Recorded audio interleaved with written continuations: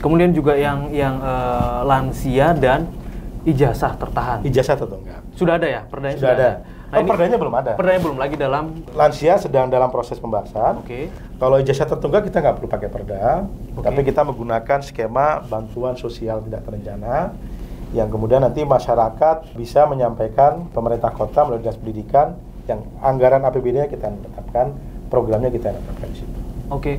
Kalau di lapangan ternyata masih ditemukan kasus-kasus seperti itu? Kalau ada temuan kasus seperti itu, pertama bisa langsung ke dinas pendidikan. Oke. Atau juga ke DPRD Kota Bogor, nanti lewat Komisi 4 akan kami sampaikan ke Dinas Pendidikan agar dilakukan proses tahapannya. Proses tahapannya itu adalah misalkan ya pertama ada pasti administrasi, KTP, KK dan segala macam. Yang kedua surat permohonan. Yang ketiga nanti dari dinas akan berkomunikasi dengan sekolah yang dimaksud untuk kemudian menyetujui apakah sekolah menyetujui ditebus oleh pemerintah. Dengan nilai tertentu. Nah, kalau oke, dan sudah banyak yang sudah jalankan. Alhamdulillah banyak yang testimoni, Pak, makasih ijazahnya sudah kami terima, kami bisa melamar kerja dan segala macam. Kang Atang, terutama yang tadi ya yang kematian itu menarik sekali. Jadi mungkin Bogornya nanti akan menagih ketika PKS kembali menang atau Kang Atang bisa ada di DPR lagi. Jadi kami akan coba nanti ketika mungkin pemerintah Provinsi Jawa Barat ganti ya. Karena sebenarnya di DPRD udah selesai. Kota Bogor. Kami semua fraksi sudah setuju semua ini didorong. Tapi ketika masuk ke dalam evaluasi gubernur, ini tidak setuju karena dipandang cukup diatur dalam peraturan wali kota kepala daerah. Lalu kami waktu itu coba sempat ikhtiar kami nembusin ke Kementerian Dalam Negeri. Oh, sampai kita upaya waktu itu. Cuman ya ini nggak jadi. Ya kalau kami diberikan kepercayaan oleh masyarakat Kota Bogor menang lagi, diberikan kami akan coba lagi. Oke. Kita sambil lihat pemerintah provinsinya kira-kira mau menerima apa tidak. Iya. Kalau tidak menerima ya yang penting kami udah ikhtiar. Tapi kalau seandainya kami yang di eksekutif misalkan, eksekutif kan tinggal eksekusi, beda sama legislatif. Ya tentu akan bisa langsung dijalankan ya. Oke. Saya balik lagi ke PR Kota Bogor nih, Ketua. Ini kan masih banyak. Sekda Sekretaris Daerah Kota Bogor belum lama menyampaikan bahwa di Kota Bogor kelurahan yang sudah bebas BAB sembarangan tuh hanya 2. Ya. Ini artinya masih banyak. 66 kelurahan lagi. Iya. Nah, kemudian ini juga kaitannya kan dengan kesehatan, dengan angka stunting kita yang masih tinggi. Nah, ini bagaimana? Memang perlu ada langkah-langkah yang terpadu ya. Mulai dari perencanaan, kemudian sosialisasi hingga eksekusi. Dan hari ini saya melihat ya baru tahun ini kita mulai serius untuk menggarap masalah ODF dan stunting ini. Karena termasuk juga program nasional gitu. Jadi terkait dengan ODF ini ya kita harus bicara dari program prioritas. Kalau itu menjadi program prioritas, maka penganggarannya pun akan prioritas. Pengerjaan pun juga akan prioritas. Karena ini membutuhkan sinergi antar perangkat daerah. Tidak hanya dinas perumkim, tapi juga melibatkan kelurahan, melibatkan dinas kesehatan, kemudian melibatkan aparat setempat. Kalau ini dibuat satgas, tinggal dibuat aja. Target tiap kelurahannya berapa? Iya. Muncul di program RKPD, rencana kerja pemerintah daerah, ditambah buktikan dengan muncul di anggaran, tinggal eksekusi. Iya, saya mewakili masyarakat awam nih. Bukannya sesimpel itu. Memang secara sosial ada problem. Pertama, tidak semua warga itu memahami dan setuju dengan komunal. Ada juga yang senang dengan ketika dibuatkan MCK komunal. Maka betapa pentingnya aparat pemerintah di wilayah ini bisa diskusi sama warga, bisa memahamkan di situ. Namanya program pembangunan itu kan artinya belum optimal nih diskusi. Belum optimal. Karena namanya pembangunan kan ada beberapa yang harus dipenuhi. Social aspek, technical aspek, sama economical aspek. Social aspek ruang-ruangnya. Social aspek itu adalah Rembang begitu. Jangan yang kaku-kaku, jangan yang formal-formal. Social aspek itu adalah bagaimana pemerintah ketika punya program ngumpul aja sama warga satu persatu, misalkan dari rumah ke rumah, ajak ngobrol. Kalau musrenbang itu formal banget. Oke. Sepakat. Kang Riki. Musrenbang setuju, tapi faktanya enggak. Iya.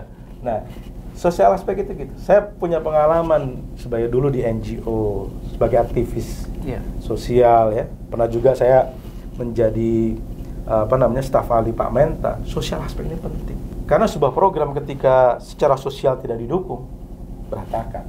Berapapun anggaran yang kita keluarkan, berapapun kesiapan teknik yang kita punya. Technical aspek saya yakin lah, tanya ke Perumkim, ke Bu Esti. Bu Esti gimana cara bangun MCK komunal? Udah lulus lah. Di luar kepala lah ya. Luar kepala.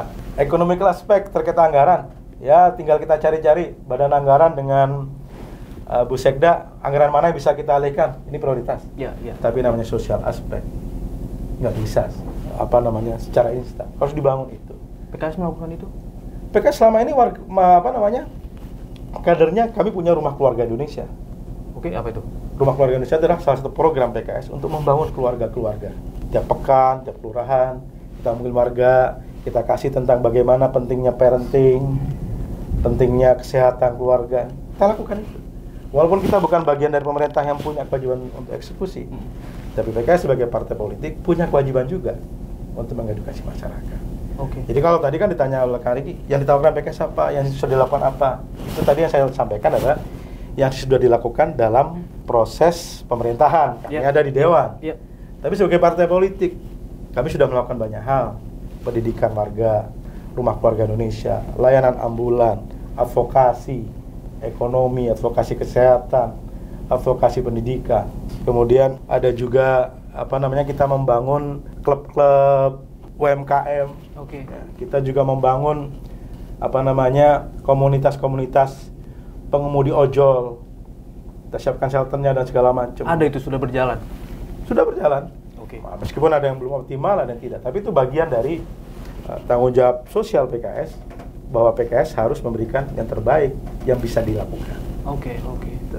Kang Atang, ini ada obrolan warung kopi juga nih ya, ada obrolan warung kopi begitu. Sambil ngopi. Kebetulan saya juga ikut merasakan sih. Jadi di era-era sebelumnya itu, PKS itu anggota dewan dari PKS, wakil rakyat dari PKS itu terkenal vokal gitu, kritik-kritiknya terkenal pedas gitu dengan program-program pemerintah yang tidak berjalan baik gitu ya. Nah, sekarang ada bahasa-bahasa PKS sekarang mah punten-punten lebih bahasa saya mungkin lebih sering berdampingan dengan pemerintah, dengan eksekutif begitu ya. Nah, saya pengen tanya, sebetulnya mana yang ideal? Ya, yang ideal itu adalah yang hasilnya sesuai dengan yang kita harapkan. Hasil yang sesuai kita harapkan itu adalah apa yang kita usulkan itu bisa menjadi program dan dieksekusi oleh pemerintah. Mungkin sebelum-sebelumnya kami kritis, vokal banget, nyerang dan segala macam. Sebenarnya tujuannya kan baik juga. Kami bukan ingin menyakiti pemerintah, kami bukan ingin menyakiti para pejabat, birokrat segala macam. Kami ingin bahwa ada perbaikan, ada program yang tereksekusi. Nah, lalu kami berpikir bahwa ternyata perbaikan itu tidak harus dengan cara-cara yang frontal. Lebih santun, lebih adem, diskusinya lebih soft, ternyata bisa. Artinya perubahan ini terkonsep? Bukan terkonsep, terproses karena pelajaran. Tapi jangan juga dianggap betul-betul hilang, enggak. Untuk sesuatu yang sudah kami coba persuasif dan baik-baik, kami juga keras. Cuman mungkin ya videonya aja nggak kami keluarkan. Ada juga sih bagaimana kita marah atau kritik. Cuman kan kadang-kadang orang nggak suka kan dimarahin segala macam. Jadi yang penting tadi idealnya itu aja, Kang Riki. Tujuan tercapai, program terlaksana. Bahwa kalau bisa dilakukan dengan cara yang halus, lebih efektif, kenapa tidak? Tapi kalau ternyata nggak bisa ya kita. Jadi mungkin itulah yang mungkin menjawab pertanyaan warung kopi yang kadang-kadang itu kan nggak di. Tapi tergambar di warung kopi gitu. Siap. Kang Atang, sekarang saya mau ke politik secara nasional nih. Dinamika pilpres katakan begitu. Nah, ini kan selalu inherent dengan lokal ya. Betul. Kita tahu PKS sudah mendeklarasikan calon presiden Anies Baswedan. Strategi di Kota Bogor seperti apa? Saya kira sama dengan di tempat lain ya. Oke. Yang pasti kami fatsun dengan DPP terkait langkah-langkah yang dilakukan. Namun setidaknya yang mungkin sebagai gambaran adalah bagaimana kami bisa membangun koalisi perubahan ini adalah koalisi yang solid. Itu satu. Yang kedua, kami juga harus bisa membangun sinergi dan kolaborasi dengan para relawan di luar partai politik. Oke. Dan yang ketiga adalah bagaimana kami bisa bersinergi dan berkolaborasi dengan di luar simpul-simpul tadi, simpul partai politik maupun simpul relawan. Oke. Caranya bagaimana? Ya pertama komunikasi, kedua silaturahmi, yang ketiga sosialisasi. Oke. Jadi kita sampaikan kelebihan dari calon presiden yang kita usung, program-program yang diusung oleh calon presiden kita, termasuk juga hal-hal apa yang perlu diperbaiki di negara ini. Jadi 3 hal itu: komunikasi, koordinasi, sosialisasi. Yang sebenarnya kalau boleh disimpulkan ya dengan silaturahmi. Tapi intinya adalah bagaimana koalisi solid, simpul relawan solid, di luar simpul 3 ini juga solid. Kalau dari Kota Bogor ada harapan cawapres? Kita sudah ada apa? Iya, ada AHY, ada Aher, ada Khofifa, dan juga ada beberapa nama lain. Ya kalau ditanya harapan tentu punya harapan. Oke. Harapan kami, ya kami berharap Ahmad Heriawan ya bisa menjadi cawapres. Oke. Perwakilan dari Jawa Barat, kemudian juga punya story keberhasilan sebagai gubernur 2 periode yang menyeimbangkan pembangunan antara Jawa Barat bagian barat dengan Jawa Barat bagian selatan. Yeah. Kemudian bisa membangun sistem pendidikan yang baik segala macam, dan saya kira beliau adalah sosok yang pas untuk itu. Yeah. Namun apapun keputusannya, insya Allah kami tegak lurus dengan keputusan pimpinan partai DPP yang tentu sudah mengkomunikasikan dengan koalisi maupun Pak Anies Baswedan. Insya Allah kami siap memenangkan. Oke. Kang Atang nih terakhir mungkin ya, pertanyaan terakhir nih. Kang Atang sekarang kan sebagai Ketua DPRD Kota Bogor. Ya. Mencalonkan lagi sebagai? Saya ditugaskan melalui SK yang baru keluar kemarin sebagai caleg DPRD Kota Bogor, Dapil Bogor Utara. Berada di Dapil yang sama. Oke. Di tingkat DPRD Kota Bogor. Oke. Ada Ketua Dewan, sudah hafal dong seperti apa roda pemerintahan di Kota Bogor ini. Ya. Anda tidak mencalonkan sebagai Wali Kota Bogor nanti? Pencalonan Wali Kota semuanya adalah domain pimpinan parpol. Oke. Dalam hal ini pimpinan DPP, dan pimpinan DPP menentukan cawalkot tadi berdasarkan atas hasil arus bawah yang ada. Kalau misalkan masyarakat Bogor menganggap ada kader PKS yang layak untuk menjadi wali kota, ya kita harus siapkan itu. Ruangnya seperti apa? Kenapa? Ruang-ruang suara itu di mana? Ruang-ruang suara itu ada di survei. Oke. Ruang-ruang suara itu ada dari hasil konfirmasi para kader PKS di lapangan kepada masyarakat. Hasil suara-suara itu bisa hadir dari masukan masyarakat yang disampaikan pada kami. Oke. Dari 3 kanal itu tentu akan dipikirkan oleh pimpinan di DPP untuk menentukan. Artinya di Kota Bogor belum ada rencana, strategi atau apapun untuk Anda mencalonkan? Kalau rencana dan strategi PKS ingin memenangkan pilkada sebagai cawagup Bogor sudah ada. Sudah ada, tapi ya. Tapi untuk nama personal harus strateginya belum ada, karena kita baru tadi keputusan ada di DPP, bukan ada di DPD Kota Bogor. Sementara DPP juga merumuskan itu berdasarkan atas situasi dan harapan yang berkembang di masyarakat. Jadi masih panjang waktunya, tapi saya ingin sampaikan di sini hasil dari musyawarah daerah kami, hasil dari rapat koordinasi kami dengan DPW dan DPP, kami diberikan tugas untuk memenangkan pemilu Kada Kota Bogor sebagai calon wali kota. Karena kita menganggap bahwa menang di legislatif belumlah cukup untuk memberikan yang terbaik. Meskipun ini lebih baik daripada tidak sama sekali. Gagasan-gagasan yang kita keluarkan sudah bisa kita buatkan dalam bentuk perda.